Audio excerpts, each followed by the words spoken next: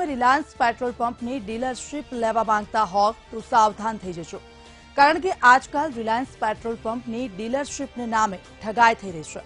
તમને વિશ્વાસ ન આવે તો આવો મારી સાથે મોરબીના જેતપુર ગામે કે જ્યાં એક વેપારી સાથે 1.69 કરોડની છેતરપિંડી થઈ છે।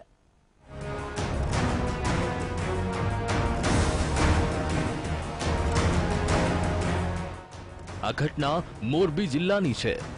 પૂરી ઘટના ઘટી છે ફોટોમાં જોવા મળતા આ વેપારી સાથે। તમારી ટીવી સ્ક્રીન પર જોવા મળતા આ વેપારીને મોરબી જિલ્લાના લોકો સારી રીતે જાણતા હશે। પહેલા વેપારી કોણ છે અને તેની સાથે શું થયું છે તે જાણીએ। નામ હિરેનભાઈ ચંદુભાઈ અઘારા, રહેવાસી જેતપુર ગામ મોરબી, ધંધો સિરામિકના વેપારી। આ પાર્ટી કરોડપતિ છે, પરંતુ થોડા સમય પહેલા આ હિરેનભાઈ પર આફત આવી પડી અને આજે તેની ઊંઘ હરામ થઈ ગઈ છે। આ હિરેનભાઈના પૈસા તો ગયા છે, પરંતુ સાથોસાથ ઇજ્જત પણ ગઈ છે। કેવી રીતે હિરેનભાઈ સાથે છેતરપિંડી થઈ?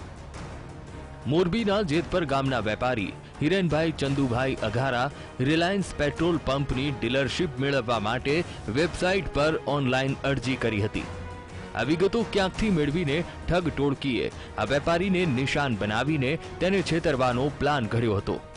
ટીવી સ્ક્રીન પર જોવા મળતી આ ઠગ ટોળકીએ વેપારીને સંપર્ક સાધી તેને વિશ્વાસમાં લઈ ડીલરશીપને નામે ઠગાઈનો ખેલ ચાલુ કર્યો। થોડા સમયમાં રિલાયન્સ પેટ્રોલ પંપની ડીલરશીપ મળી જશે તેવું કહી વિવિધ બેંકના ખાતામાં લાખો રૂપિયા મેળવી લીધા। આ ઠગ ટોળકી હિરેનભાઈને વાયદા આપતી હતી અને પૈસા પડાવતી હતી। દરેક વખતે અલગ અલગ ખાતામાં ડીલરશીપની આશાએ હિરેનભાઈ પૈસા જમા કરાવતા હતા। થોડા જ સમયમાં આ ઠગ ટોળકીએ રૂપિયા 1.69 કરોડ હિરેનભાઈ પાસેથી પડાવી લીધા અને પછી તું તારે ઘરે અને હું મારે ઘરે તેવી વાત કરી હતી। અંતે વેપારીને છેતરપિંડી વિશે માલુમ પડતા તેને તાલુકા પોલીસ મથકે ફરિયાદ નોંધાવી હતી। આ ફરિયાદને પગલે મોરબી એલસીબીની ટીમે બિહાર જઈને તપાસ હાથ ધરી અને ટીવી સ્ક્રીન પર જોવા મળતી આ ઠગ ટોળકીને બિહારથી ઝડપી લીધા। કોણ છે કરોડોના ઠગબાજો? ટીવી સ્ક્રીન પર જોવા મળતા તમામ શખ્સો શાતિર છે। આ તમામ આરોપીને મોરબી પોલીસ બિહારથી ઝડપી લાવી છે। આરોપી નંબર 1 ગોપાલ મનુજાસિંહ ભૂમિહાર, આરોપી નંબર 2 વિપુલ કુમાર રમોશ્રી સિંહ ભૂમિહાર। આ બંને વારસલીગંજ બિહારના વતની છે।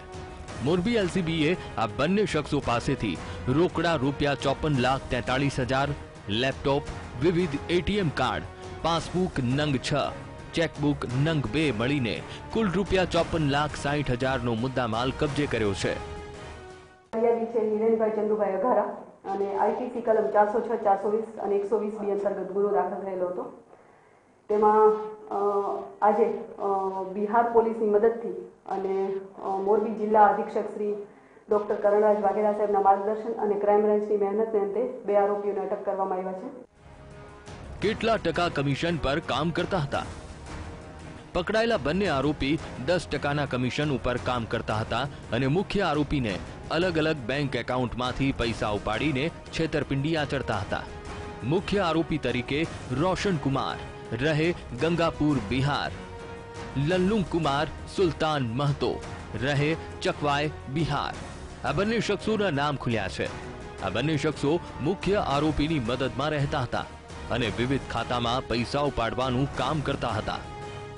આ 2 આરોપીઓ છે તેમનો હાલનો પ્રાથમિક પૂછપરછના અંતે એવો રોલ નીકળે છે કે તેઓ 10%ના કમિશન ઉપર કામ કરતા હતા। જે મુખ્ય આરોપીઓ 4 છે એમના માટે 10%ના કમિશન ઉપર કામ કરતા હતા। તે લોકો પોતાના નામે બેંક એકાઉન્ટ ખોલાવતા હતા અને બેંક એકાઉન્ટમાંથી પૈસા વિથડ્રો કરી અને મુખ્ય આરોપી સુધી પહોંચાડવાના કામે એ લોકો 10% કમિશન લેતા હતા। કોની ધરપકડ થઈ? કોણ ફરાર છે? મોરબીના વેપારી સાથે ઠગાઈ કરનાર બિહારની ઠગ ટોળકીના 5 શખ્સો પૈકી 2ને ઝડપી લેવાયા છે। આ બંને સાગરીતો હોવાનું અને ફરાર લલ્લુ કુમાર અને રોશન કુમાર મુખ્ય સૂત્રધાર હોવાનું ખુલ્યું છે। આ ઠગ ટોળકીએ રિલાયન્સ કંપનીની વેબસાઇટમાંથી ડેટા ચોરી કર્યાનું તારણ છે। એમાંથી જ વેપારીના કોન્ટેક્ટ નંબર મેળવીને જુદા જુદા એકાઉન્ટમાં નાણાં ઓનલાઈન ટ્રાન્સફર કરાવ્યા હતા। જો કે આ ઠગ ટોળકી આશરે 2 વર્ષથી આ ગુનાહિત કૃત્ય આચરતી હતી। અને ગુજરાતમાં આવી રીતે કેટલા લોકોને શિકાર બનાવ્યા તે તપાસ દરમિયાન બહાર આવશે। ક્રિમિનલ માટે હરનેશ જોશી, વીટીવી ન્યૂઝ, મોરબી।